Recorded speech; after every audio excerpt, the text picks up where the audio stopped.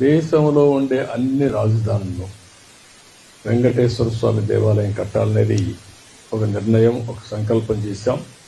దాని ప్రకారం అందరికీ విజ్ఞప్తి చేస్తున్నా. అక్కడ ముఖ్యమంత్రి కూడా రాస్తాం.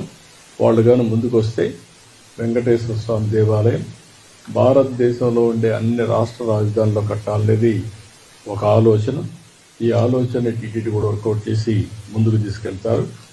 అదే మరి విదేశాల్లో కూడా, ఒక మన దేశంలోనే కాకుండా విదేశాల్లో కూడా చాలామంది హిందువులు ఇదయ్యారు. ప్రపంచంలో ఉండే హిందువులకి ఒక ఆలోచన ఉంటుంది. కలియుగ దేవుడు వెంకటేశ్వర స్వామి, ప్రతి ఒక్కరూ ఒకసారి కానీ ఎక్కువ సార్లు కానీ ఇక్కడికి వచ్చి దర్శనం చేసుకోవాలనేది ఒక సంకల్పం. రెండో సంకల్పం, ఎక్కడికక్కడ టెంపుల్స్ ఉంటే ఆ టెంపుల్లో పూజలు చేసుకుంటూ వాళ్ళు ముందుకు పోయే పరిస్థితి వస్తుంది. వెంకటేశ్వర స్వామి ఎక్కడుంటాడో అక్కడ ఆరోగ్యం బాగుంటుంది, మనుషులకి స్ట్రెస్ ఉండదు.